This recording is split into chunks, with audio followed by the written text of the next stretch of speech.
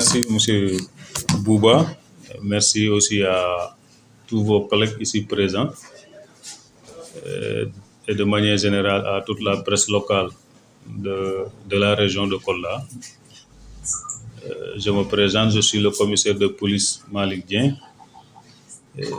chargé du commissariat central de Kolda, chef du service régional de sécurité publique. Affecté récemment, j'ai pris service le 12 mai dernier, les destinées de ce commissariat.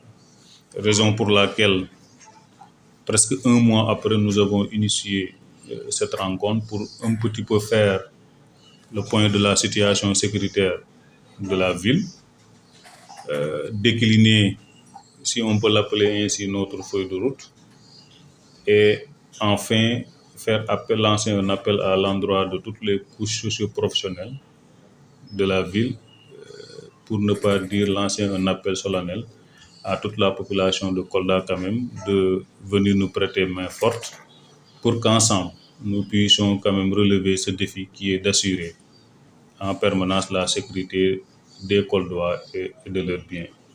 Voilà l'objet de cette rencontre. Nous osons espérer que cela se passera dans les meilleures conditions possibles. En ce qui concerne le premier point qui est relatif à la situation sécuritaire, il faut dire que dans l'ensemble, la situation est maîtrisée. Il règne quand même un climat de sécurité dans l'ensemble au niveau de Kolda, même s'il faut noter quelques cas isolés. Vous l'avez tout à l'heure relevé, principalement les cas de vol de moto qui nous reviennent pratiquement tous les jours. Nous y reviendrons peut-être pour proposer des solutions à l'endroit des usagers. Si ce n'est pas les cas de vol de moto, c'est les petites histoires qui se passent au niveau des quartiers, au niveau des maisons, mais aussi les cas qui nous parviennent suite à des plaintes ou des dénonciations. Mais de manière générale, on peut dire que la situation sécuritaire quand même à Kolda est maîtrisée.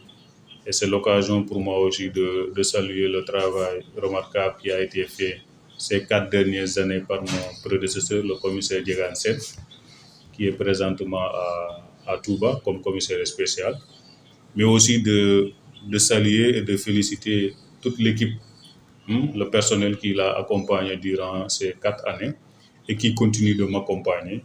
Et ensemble, nous allons travailler pour maintenir cette dynamique et sinon renforcer davantage le climat de sécurité qui règne au niveau de Kolda. Pour ce qui est des motos, il y a une particularité. Les auteurs de ces délits ciblent les lieux publics, les services publics.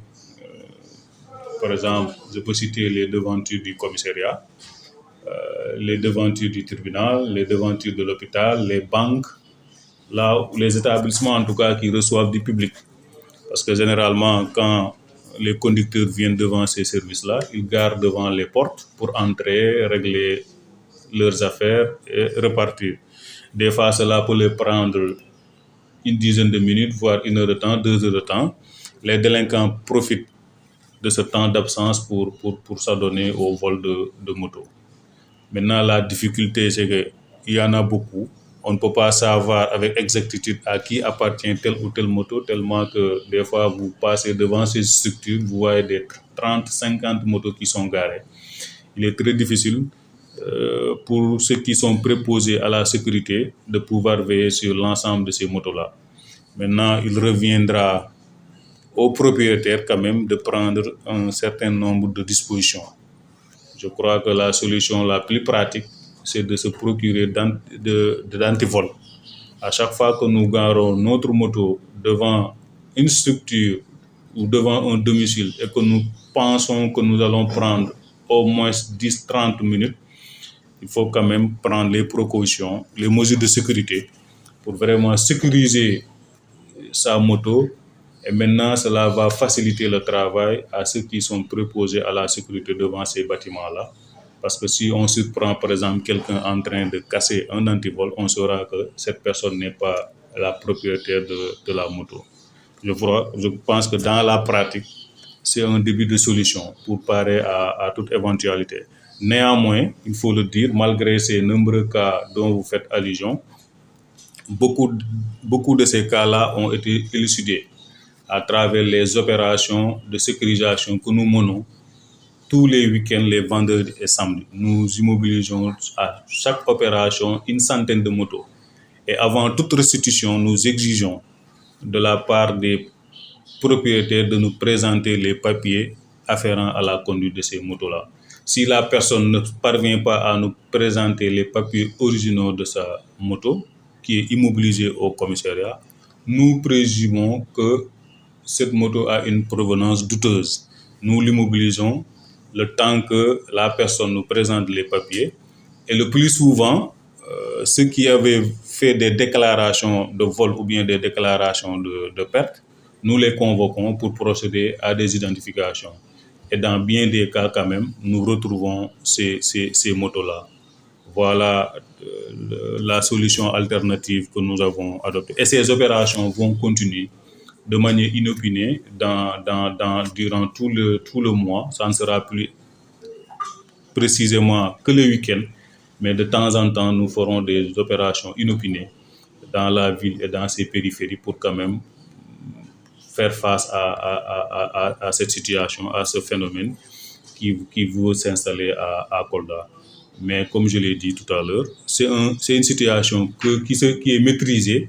Ce n'est pas une situation extraordinaire. C'est vrai que c'est toujours difficile de perdre son bien, mais quand même, dans beaucoup de cas, en tout cas les déclarations que nous avons eues, ces cas-là ont été élucidés, les motos ont été retrouvées, les auteurs de ces cas de vol interpellés et présentés au parquet. Voilà ce que je voulais dire sur la situation sécuritaire. En résumé, comme je l'ai dit tout à l'heure, elle est calme, relativement calme, parce que le risque zéro n'existe pas. Mais nous veillons, nous restons en alerte à travers des checkpoints, à travers des opérations, à travers des sécurités qui nous permettent quand même d'anticiper sur beaucoup de choses. À l'image de ce qui se passe un peu partout, cette psychose qui veut que les populations se sentent pas en sécurité parce qu'il y a des cas de meurtre, comme vous l'avez tantôt souligné, dans d'autres localités du pays. Nous n'avons pas encore connu, alhamdoulilah, cette situation à Kolda. Néanmoins, comme je l'ai dit tout à l'heure, nous ne dormions pas sous nos lauriers. Il y a un travail de terrain qui se fait de jour comme de nuit. Et ce travail, quand même, le plus important, c'est que c'est un travail qui n'est pas visible à l'œil nu, mais c'est un travail d'infiltration, un travail d'occupation du terrain pour quand même parer à toute éventualité, comme je l'ai dit tout à l'heure. Nous restons sur nos aguets. En tout cas, les opérations de sécurisation se poursuivent, comme je l'ai dit. Tous les week-ends, on en fait. Mais aussi, chaque jour que Dieu fait, des patrouilles sont organisées. Des patrouilles sont organisées de jour comme de nuit. Et je crois que c'est ça qui fait que jusqu'à présent, quand même, nous parvenons à maîtriser la situation. Comme vous l'avez dit tout à l'heure, pour les opérations de sécurisation, le nombre de personnes interpellées, moi je vous l'ai dit tout à l'heure, je viens de faire juste un mois. À l'état actuel, nous sommes presque à 50 personnes qui ont été interpellées pour ces opérations-là durant les nuits. Et le plus souvent, on procède à des vérifications d'identité, ou bien s'il y a beaucoup plus de suspicions à des mesures de garde à vue pour nécessité d'enquête. À l'issue de l'enquête, si la personne ne présente pas de signe de culpabilité, ne détient pas d'objet de provenance douteuse, si nous n'avons aucune charge contre cette personne, nous les relaxons en rapport avec le parquet, bien évidemment. Pour les vérifications d'identité, nous procédons à la vérification de l'identité de la personne. Si nous nous rendons compte que la personne est régulièrement domiciliée à Kolda, si la personne a toutes les pièces qu'il faut pour pouvoir circuler librement, nous procédons aussi à la libération de cette personne-là. Mais dans ces opérations aussi, il y a des personnes qui ont été présentées au parquet, soit c'est pour détention de chanvre indien, soit pour usage de chanvre indien, des cas aussi pour flagrant délit de vol, des cas aussi pour tentative de vol. On a tous ces cas-là. Et selon la nature des infractions, soit on procède au relax, soit on procède au déferment de la personne. Je vais rassurer mes parents peu, hein? Il n'y a pas de coupeur de tête ni d'enlèvement d'enfants à Kolda. La vidéo dont vous faites allusion, s'il s'agit d'un monsieur, d'un déficient mental, hein, d'origine étrangère, voilà, qui a certainement qui a des débuts de dépression, qui avait rencontré cette dame-là sur le chemin de l'hôpital, prétextant que la fille que la dame tenait entre ses mains était sa fille et qui voulait la récupérer coûte que coûte. C'est dans ces circonstances que la dame a crié au secours et les riverains et les passagers qui étaient à côté sont intervenus pour l'interpeller. Naturellement, comme c'est de coutume maintenant, les gens ont procédé à des prises de vidéos et c'est cette vidéo qui circule actuellement. Mais il n'en est rien. Ce n'était pas un cas d'enlèvement ni un cas de kidnapping. C'était juste un déficient mental qui a pensé que cette fille serait la tienne et qui voulait la récupérer. Mais je rassure la population de Kolda.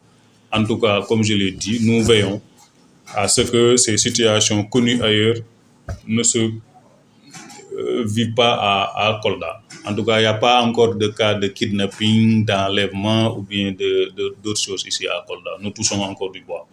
Aucune force de défense et de sécurité ne peut à elle seule assurer la sécurité des personnes et de leurs biens. Et même toutes les forces de défense et de sécurité réunies à elles seules, elles ne peuvent pas assurer la sécurité des personnes et des biens. Il nous faut impérativement la collaboration de la population. Une collaboration sincère et franche. Nous, notre politique, c'est une sécurité publique participative et inclusive. Nous lançons un appel à la population de Kolda particulièrement, mais aussi à tout le Fuladu, pour qu'ensemble, nous puissions nous joindre les mains pour assurer la sécurité des personnes et de leurs biens. Cette sécurité publique ne peut se faire sans la collaboration de la population. Alors, cela me permet un petit peu de faire une digression et de décliner notre feuille de route. Nous, notre conception, c'est une police par la population et pour la population. On ne peut pas faire de sécurité publique sans l'implication des populations.